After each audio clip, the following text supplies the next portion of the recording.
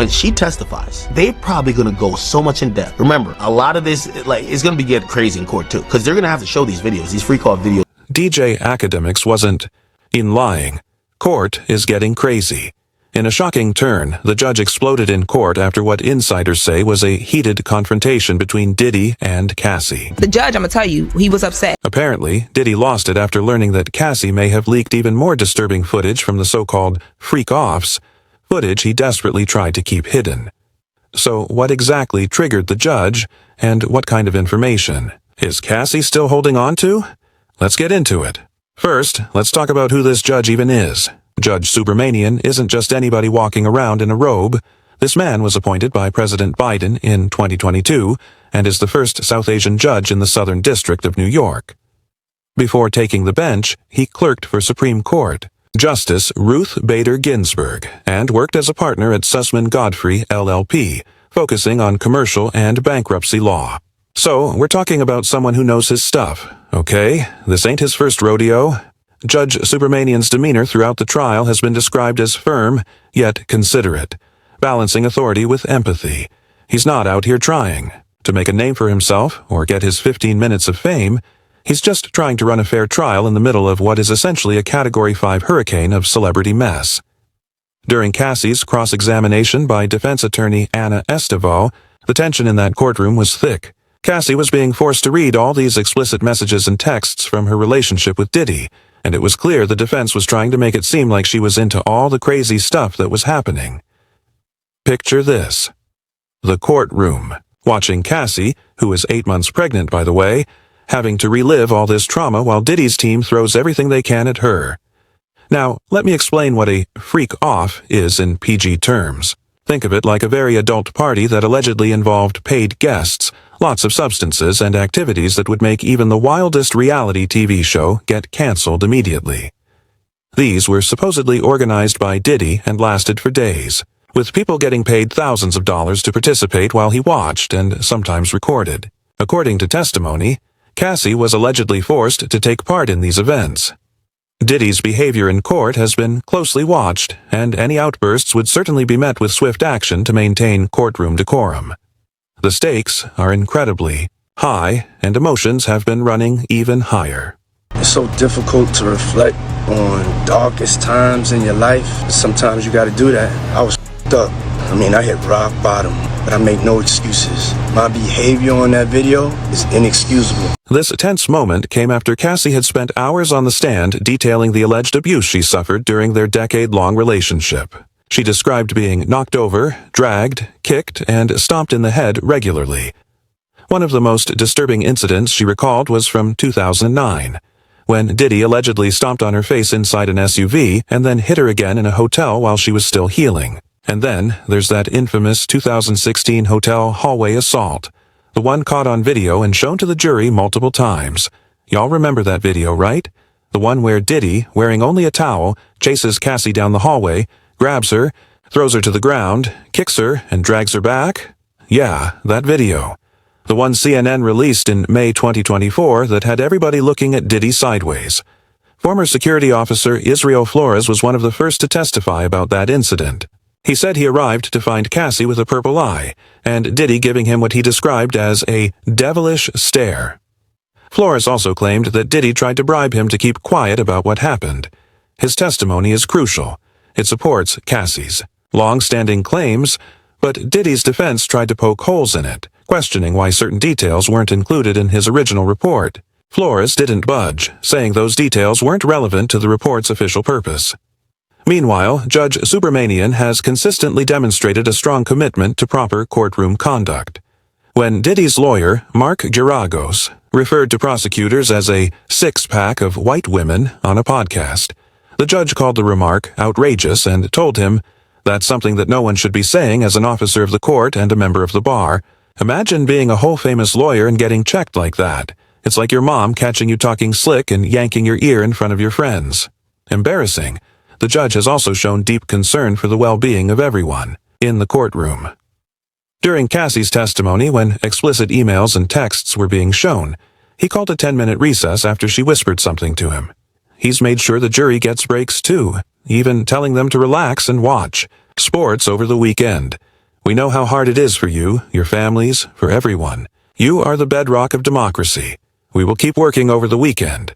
Watch the Mets, Yankees, Knicks. See you on Monday. That's a judge who gets it. This trial is heavy, and people need space to breathe. One particularly intense moment came when Diddy's team tried to flip the script and paint Cassie as the aggressor, claiming there was mutual violence in their relationship. They described her as strong and prone to violence, but the judge wasn't having it.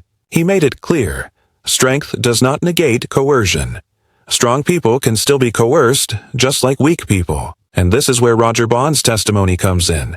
Bonds, who worked security for Diddy, did testify that he saw Cassie punch and kick Diddy during arguments. But, and this is a big but, he also testified that he saw Diddy punch Cassie in the face. Bonds described how after these fights, Cassie would grow eerily quiet and stop talking, saying, "That's when I started realizing, like, she's at the point where she's just terrified." Her and Puff was fighting, and I broke it up again, and I put Puff in the front seat, and I put Cassie in the back seat, and he was just sitting there, and I was like, yo, y'all can't be acting up like this, man. And then Cassie had punched him in the face, rightfully. Bonds testified that Diddy and Cassie would sometimes lock themselves in a room for days, doing nothing but getting high. This lined up with Cassie's own account of near-weekly freak-offs, multi-day drug-fueled events involving ecstasy, escorts paid up to $6,000, and humiliating acts that left her feeling worthless. These parties happened across major cities and even internationally. Cassie testified that Diddy forced her to participate, even during her period. The lack of basic human decency? Off the charts. When Diddy's lawyer tried to suggest Cassie enjoyed these events by pointing to flirty texts, she explained, those were survival tactics. She said what he wanted to hear because she feared his temper. Judge Supermanian has been steady throughout, allowing explosive testimony while enforcing courtroom decorum. He's not picking sides, he's just making sure justice is served. And in a system that's spent decades protecting powerful men while silencing women, that matters. Cassie took the stand on May 13th, 2025. 8 months pregnant, 38 years old. Reliving the trauma of her 20s right in front of the man she says abused her. She met Diddy at 19 after signing to Bad Boy Records. He was 37. Their relationship began around 2007 and quickly turned toxic. He micromanaged everything, her career, clothes, nails, location. Even gifted her apartments just minutes from his, popping up unannounced like a warden, not a partner. Despite recording hundreds of songs, only one mixtape was ever released. Her career was held hostage. But the worst of it, the physical abuse. She described being kicked, dragged, stomped in the head, especially during a 2009 SUV assault that ended with her beaten again in a hotel. This isn't tabloid drama. This is testimony that could finally shatter a culture of silence. Well, there was an incident where you saw Puffy punch her in the face. Yeah. What happened there? He punched her in the face, and it was almost like she was a little kid. Then, there's the infamous 2016 hotel hallway incident that was caught on surveillance video. This wasn't just a verbal argument that got heated. This was a full-on assault. The video shows Diddy, wearing only a towel, chasing Cassie down the hallway, grabbing her by the neck, throwing her to the ground, kicking her multiple times, and dragging her. Oh, and let's not forget, he also threw a glass vase at her. After that incident, Cassie said she had a black eye but had to cover it with makeup for a movie premiere. Imagine that. Having to smile for the cameras while you're in pain, your face is bruised, and you're terrified of the man standing next to you. The level of psychological trauma that causes is unimaginable. And if you're still sitting there, thinking this is just another messy celebrity breakup, wake up. This isn't just a Hollywood drama. This is a decade-long nightmare wrapped in glitz and glam, where the red carpets covered up bruises and the private jets flew victims straight into hell. We're talking surveillance tapes, federal raids, courtroom bombshells, and a woman, 8 months pregnant, finally standing up and saying, "Enough." This case isn't just about Diddy. It's about power, protection, and the price women have to pay when they try to tell the truth about powerful men. It's about a justice system that's finally being forced to listen, and a judge who, despite all the noise, seems determined to get it right. So if you're watching this thinking, damn, this is wild, just know, It's only the beginning. The receipts are rolling in, the testimonies are getting louder, and the mask is slipping. Don't just scroll past this. Share it. Talk about it. Ask the hard questions. Because silence? That's how they keep getting away with it. Make some noise. The truth deserves an audience.